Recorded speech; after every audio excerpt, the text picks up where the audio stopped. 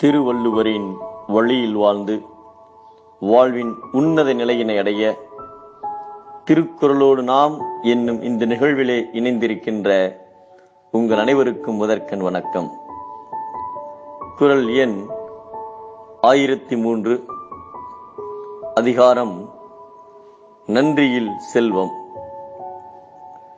கொங்கு நாட்டிலே மணியூர் என்னும் நகரில் வாழ்ந்தவன் மங்கன். நிறைய விளைநிலங்களோடு பல வகை வளங்களும் நிரம்பி இருந்தாலும் இவருக்கு பெருமை கிட்டவில்லை. ஏனெனில் இவரும் இவரது மனைவியும் யாருக்கும் ஒரு பொருள் தராது கடுத்த முகத்தோடும் வெறுத்து பேசுபவர்களாகவும் இருந்தனர்.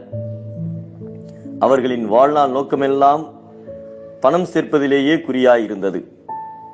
ஒரு நாள் இவரது மாந்தோப்பின் கரை ஒட்டிய பாதையில் சிவப்பிரகாச சுவாமிகள் நதியில் நீராடிவிட்டு நடந்து வந்தார். வழியிலே பழுத்த மாங்கனி ஒன்று கீழே கிடந்திருந்தது. அதனை எடுத்து, இன்று இறைவனின் பூசைக்கு நற்கனி கிடைத்தது என்று சொல்லி அதை எடுத்துக்கொண்டு நடையை தொடர்ந்தார்.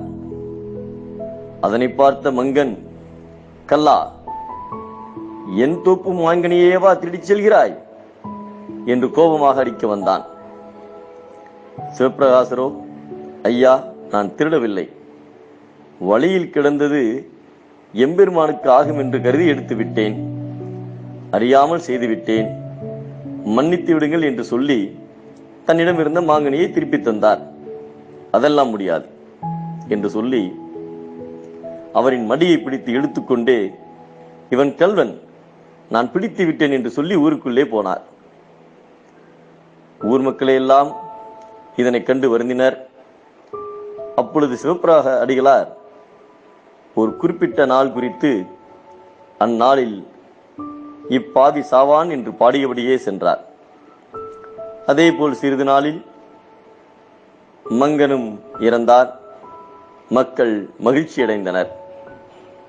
செல்வத்தின் பயன் பிறருக்கு கொடுத்து வாழ்வதுதான்.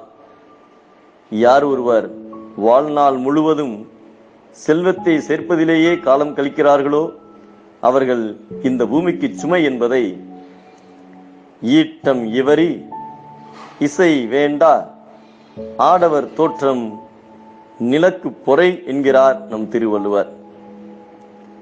கொடுத்து வாழ்ந்தால் மண்ணிற்கு நாம் வரம், எடுத்து வாழ்ந்தால் மண்ணிற்கு நாம் பாரம். மீண்டும் அனைவருக்கும் நன்றி, வணக்கம்.